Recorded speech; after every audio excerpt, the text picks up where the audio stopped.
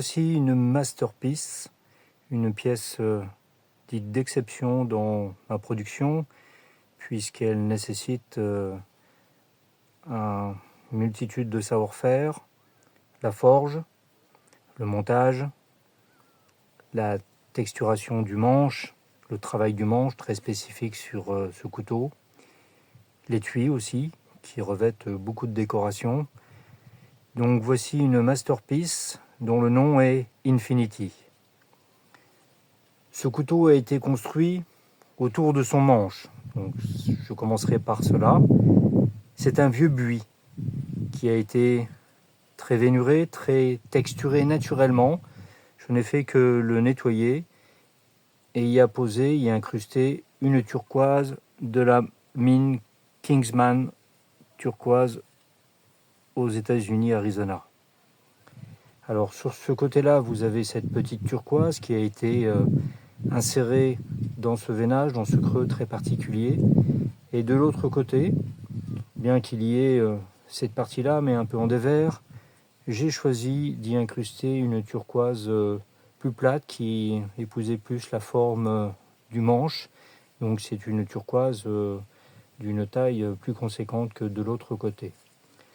Donc c'est un vieux buis échauffé, ce qui explique toutes ces textures, tout ce veinage très spécifique qui en fait pour moi un morceau de buis d'exception. Donc j'ai construit ce couteau autour de son manche et j'y ai dessiné cette forme, une forme Bowie, donc du légendaire James Bowie. L'acier est du 90 MCV8, un acier haute d'or par excellence qui va vous permettre de frapper sur le couteau, de faire du bâtonnage, de taper dessus. C'est un acier qui est non seulement d'un très bon tranchant, mais qui encaisse énormément tout ce qui choque, tout ce qui est contrainte. Donc c'est une des raisons pour lesquelles le 90 MCV8 est un acier de prédilection pour les couteaux outdoor qui vont subir potentiellement de grosses contraintes. Alors bien évidemment, comme à l'accoutumée dans ma production, c'est un brut de forge. Donc vous voyez ici tout le relief qui est constitué. Ça a été tiré à partir d'une section d'1 cm d'épaisseur. Et là, cette lame accuse 4 mm d'épaisseur au final. La longueur est de 17 cm. Vous avez 44 cm de hauteur du tranchant jusqu'au dos. 4 mm de l'épaisseur, je l'ai dit. C'est monté sur soie, donc dans le prolongement du manche. Et vous avez une garde ici qui est légèrement guillochée et qui est en acier doux. Voilà pour le couteau à proprement parler. Passons maintenant à l'étui, qui est un étui particulier, assez conséquent en termes de travail, en termes de décoration. Donc voici l'étui qui a été construit avec deux étuis l'un sur l'autre. À l'intérieur, vous avez un premier étui dont la fleur, qui généralement est posée à l'extérieur, comme ici sur la deuxième partie, mais qui là a été posée à l'intérieur pour épouser toute la forme du couteau.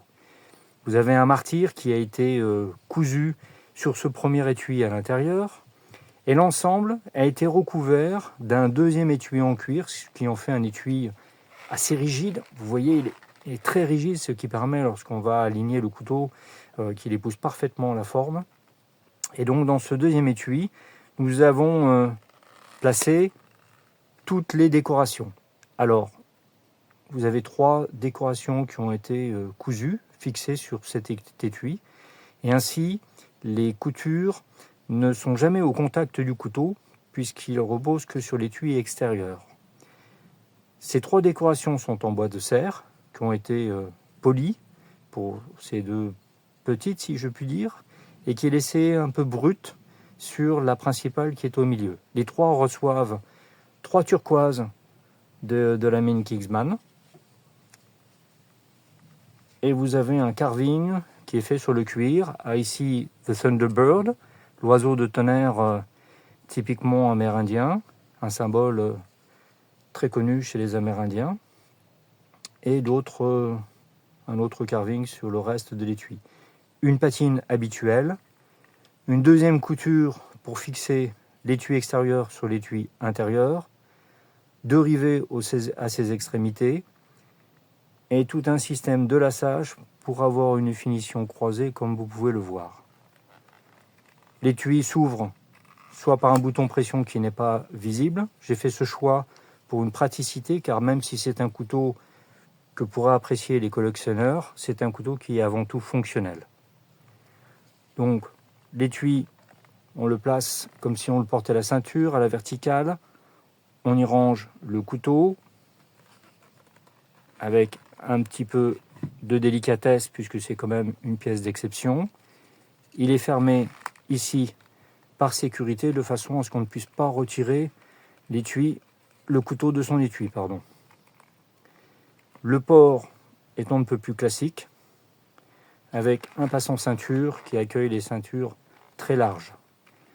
Lorsque vous avez ce couteau à la ceinture, vous pouvez l'ouvrir d'une seule main pour extraire le couteau. Ce qui en fait un couteau aussi fonctionnel que pour les collectionneurs qui souhaiteraient le laisser dans une vitrine. Voici pour ce couteau Infinity. Pour de plus amples informations, je vous invite à me retrouver sur le site k-wild.fr ou à me contacter au 06 95 10 40 11 si vous voulez de plus amples informations. Sur le site kwild.fr, vous retrouvez ce couteau dans l'onglet Western.